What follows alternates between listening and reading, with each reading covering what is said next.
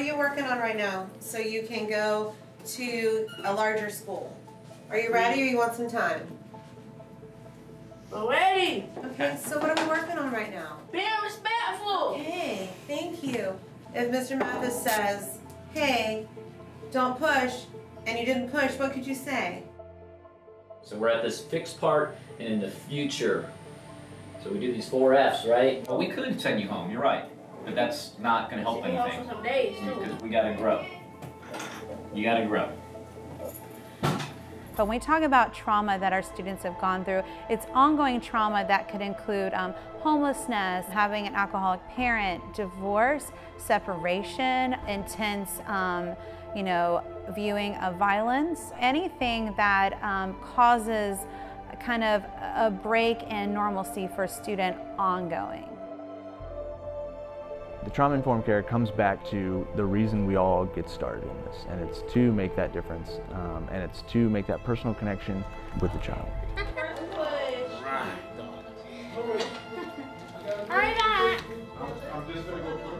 The children ask me, oh, Ms. Morton, no, I'm still learning. So I would tell, they have to understand that if it's hard for us to handle certain traumas, imagine the children. We have to have patience. We have to understand that this is a growing and learning experience. We're not going to get it right always in the beginning. It's trial and error. And we have to take on a role of teaching social emotional learning.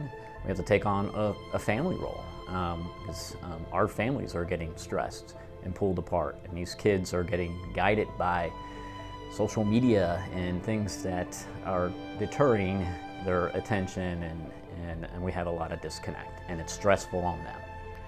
What I see here at Heritage Trails, the first thing I notice that makes me feel comfortable, because it's one of the things that I believe in, is love. I see love spread throughout this whole campus. Thank you. You're welcome.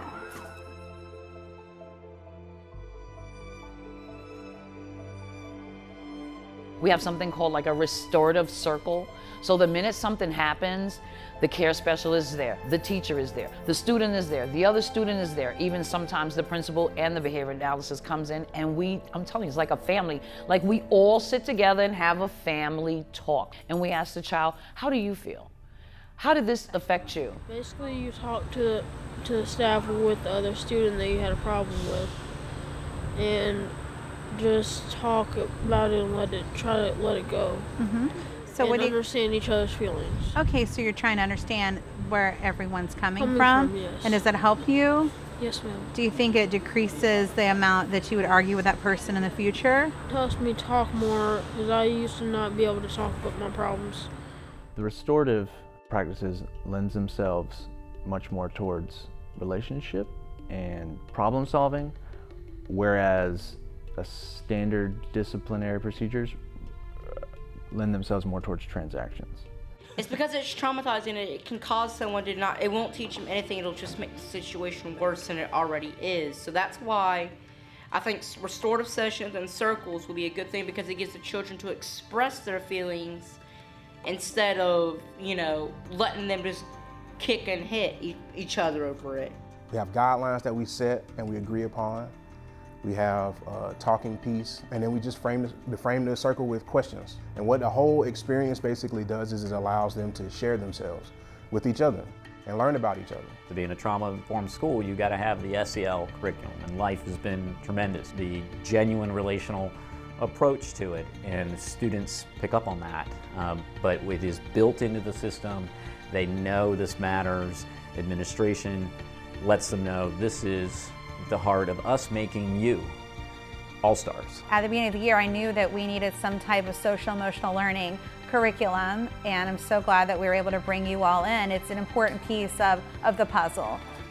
What happened to me, right, the reason in which I didn't finish college, right, is because of trauma. How has trauma impacted your behavior in schools? Very emotional. More emotional than I've ever been. Right. Even though I am bipolar, it just makes me more. Right. It'd be like hours before I even get to talk to someone about what I really need to talk about.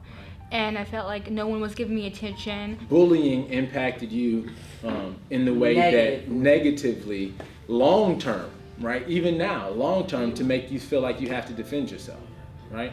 What about you, down here? It was all over the world. I've been everywhere. Okay. I can appreciate that. Because I also have a short fuse, so when people tell me I can't sit in the corner and I'm telling them the reason why, it pisses me off and I get mad. Right. And then that impacts your behavior. Yeah. Right? Okay. I know that the state has a lot of mandates on us, a lot of pressure, especially for the regular schools that have school grades and things like that. I totally understand that.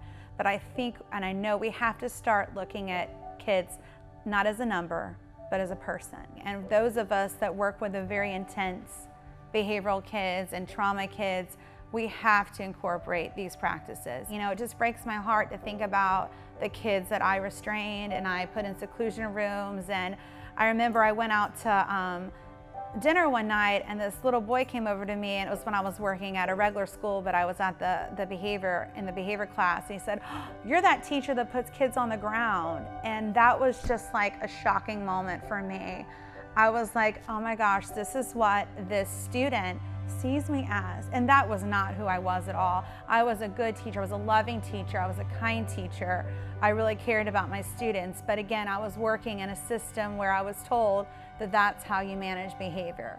That you can't let them get away with it. You've got to give them that consequence. And it never changed their hearts. It never changed their mindsets. And I wish I could go back and do it differently, but we can't. We only can move forward into the future. But I will let you know it can be done without seclusion, without timeout rooms, if you use the right approaches and you bring in the right people that really have a heart for it and care.